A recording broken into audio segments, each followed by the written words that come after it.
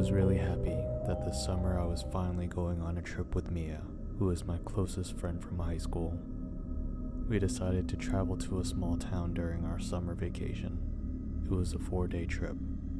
So basically, it was a small town, but significant because of the history it holds. My father pre-booked and paid for the hotel and everything necessary for the trip since he knew someone at the hotel. We packed our stuff and set off for the area. It was indeed a very beautiful area with many old buildings. Mia and I were excited for this trip because it was the first time I was going anywhere all alone with just friends. It was a great place to visit during the summer months. Upon arriving at the hotel, we noticed it was in one of the wings of an old fortress. The decoration was old and a bit creepy, with a lot of history from the past. Our room was styled in an antique manner, not much renovated from the old fort style. There was a strange picture on the front wall with a man looking up at something that resembled a dark fog or a cloud. It was indeed very disturbing. The room had 2 beds, with a space in the middle between them. Everything had seemed to be going smoothly. After we were settled in, we decided to wander around. In the evening, after dinner, we returned to our rooms after a long day, but something strange happened to me that night. Around midnight, I woke up suddenly, perhaps out of instinct. When I opened my eyes, I saw a shadow, more resembling a human figure. Someone had entered our room, and panic surged through me. I jolted up with a mild scream, feeling frightened. This woke Mia up as well. She turned on the lights, but there was no one there. She looked at me, sweaty and taking deep breaths, and asked me what happened. When we checked, the door was open. I recounted everything with her. She saw how scared and shaken up I was, so she decided to stay awake with me for the rest of the night.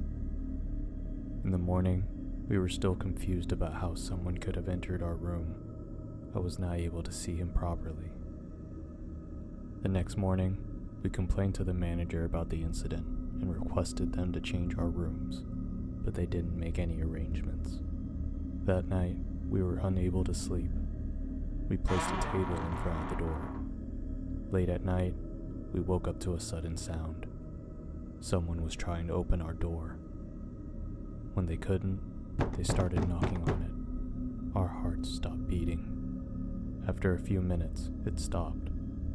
We were about to relax when suddenly a shadow appeared at the window and started hitting it. We just prayed that they wouldn't be able to come in. We ran into the bathroom, locked the door, and spent the rest of the night there. The next morning, we packed our stuff and returned home without saying a word. I was scared as hell, but we decided not to tell our parents anything, or they would be afraid to send us anywhere alone next time. This was my first summer vacation trip, and most likely the last as well.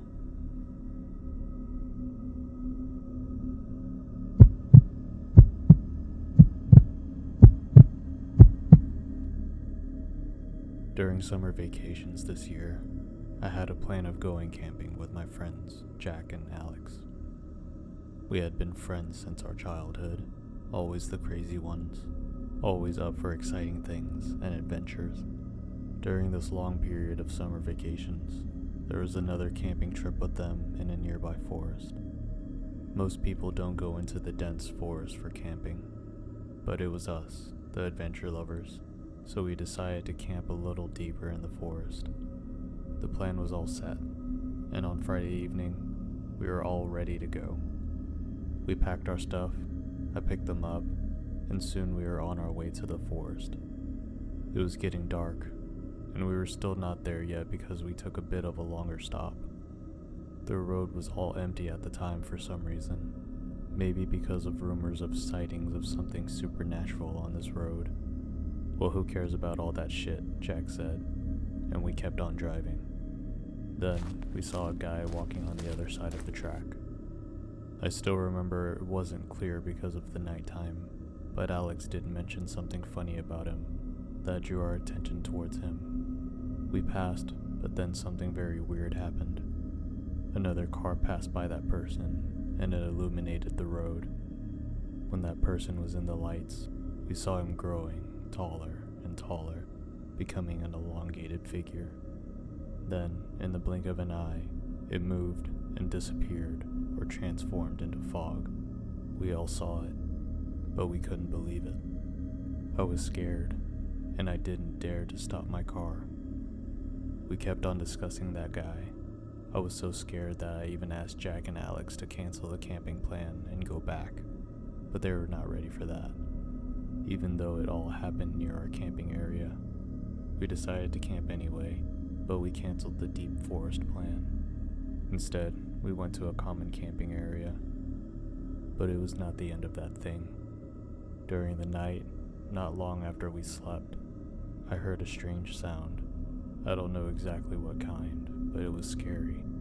I tried to wake up Jack and Alex, but they asked me to ignore it and just sleep. I tried, but the sound kept increasing. When I went out of the camp, I saw the same tall figure in the shadows approaching.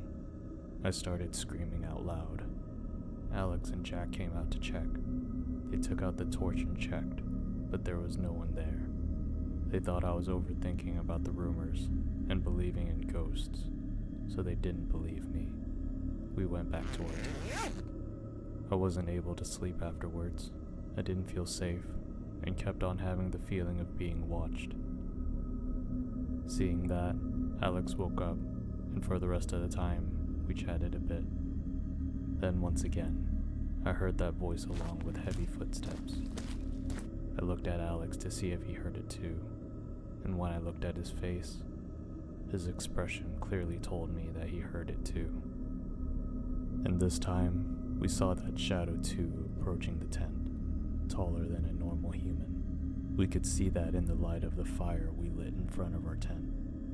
I don't know what that creature was, with its human-like body, but taller, bigger, and quicker. As we started shouting Jack's name, it vanished once again in front of our eyes, within less than a second. No human, or even animal, could possibly do that. That was scary as hell. I know all of us were really very terrified. When Jack saw our situation, he believed us right away.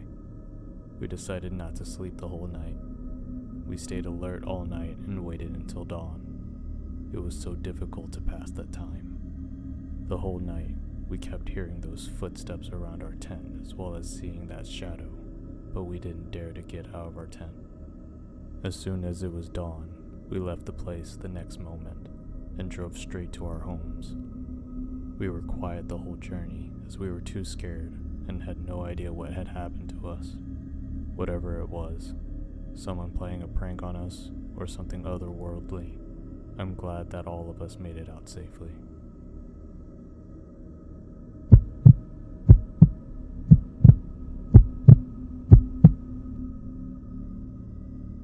During summer vacation, I was really getting bored spending all day at home, aimlessly and alone.